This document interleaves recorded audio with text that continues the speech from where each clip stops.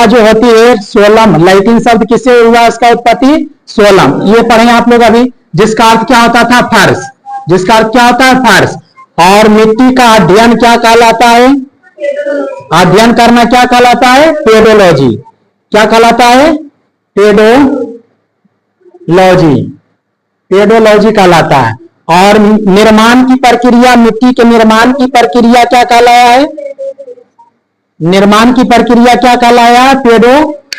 Paedogenesis.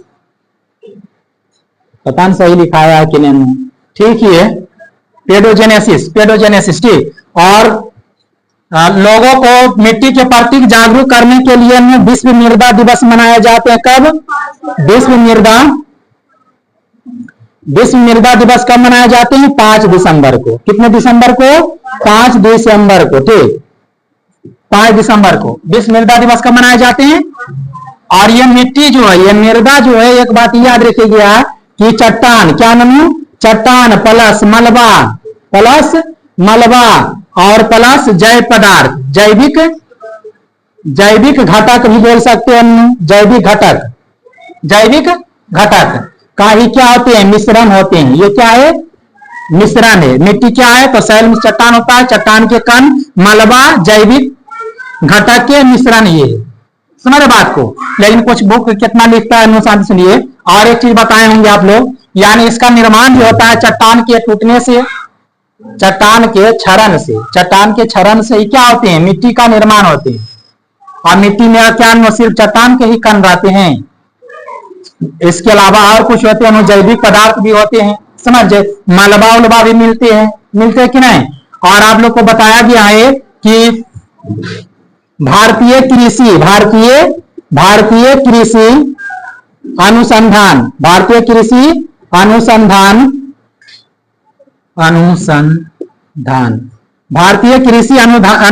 ने मिट्टी को, किसको?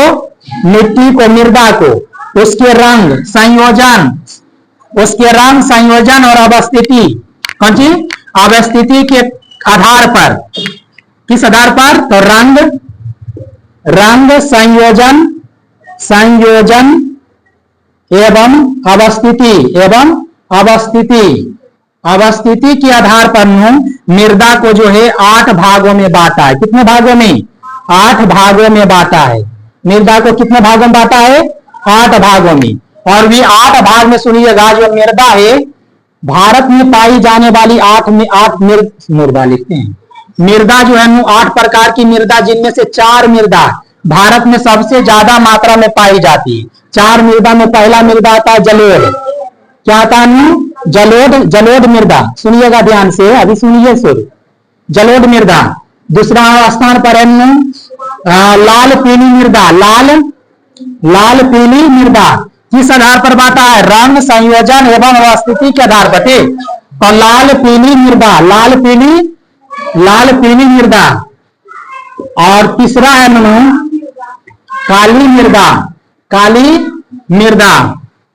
काली मृदा। और चौथा देखा जाए लेटेराइट मृदा। ये 4 मृदा जो है भारत में सबसे ज्यादा भूभाग पर लेटेराइट मृदा पाई जाती है, ठीक। इसमें देखेंगे, बात किया जाए तो जलोढ़ मृदा को देखेंगे तो 40%, बहुत सारे बुक लिखता है 40%, ठीक। कोई बुक लिखता 43% मृदा पाई जाती है भारत में। भारत के 43% भूभाग पर, लेकिन लगभग हम लोग याद रखें कितना? लगभग 40% भूभाग पर क्या पाए जाते हैं? जलोढ़ मृदा। उसके बाद 18% भूभाग पर, कितने परसेंट भूभाग पर? 18% भूभाग पर काली पीली मृदा पाई जाती है, सॉरी लाल पीली मृदा। उसके बाद काली मृदा पाई जाती है 14 की 15%। ये इसी लगभग इसका नहीं, कितने परसेंट? 15% रखिए, 15%। और ये लेटेराइट मृदा जो है 4% भूभाग पर क्या पाए जाते हैं? लेटेराइट मृदा।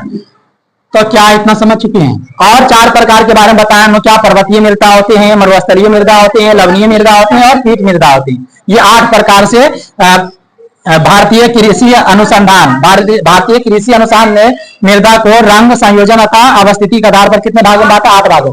8 भागों में 4 भागों जो है 4 प्रकार की मृदा भारत में सबसे ज्यादा मात्रा में पाई जाती है। लेकिन सबसे ज्यादा मृदा अनुसार जलोढ़ मृदा पाई जाती है। कौन सी मृदा? जलोढ़ मृदा। और सभी के बारे में जानेंगे हम लोग, ठीक। तो इतना चीजें आप लोग को समझा चुके हैं। तब बोलिए नो, इसमें चीजें कुछ और याद रखिएगा कि जो मृदा होती है, कितना इस तरह से भी मृदा को याद रखेंगे हम कि ये जो मृदा होती है, मृदा जो है तो चट्टान के क्षरण से, किससे?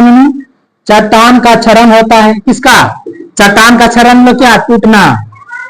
चट्टान का क्षरण इसके टूटने से, ठीक, क्षरण होता है। तो चट्टान के कण का निर्माण होता है। किस चट्टान का? चट्टान का कण। और प्लस इसमें क्या और मिलते हैं? जीवाश्म। क्या मिलते हैं? जीवाश्म। जीवाश्म समझते हैं आप लोग? बबुआ जीवाश्म समझते होंगे आप लोग, नहीं? अच्छा, जीवाश्म। तो ये सभी से किसका निर्माण हुआ है? मृदा का। और इस प्रक्रिया को क्या कहते हैं? मृदा निर्माण की प्रक्रिया को क्या कहते हैं? पेडोजेनेसिस कहते हैं। इस तरह से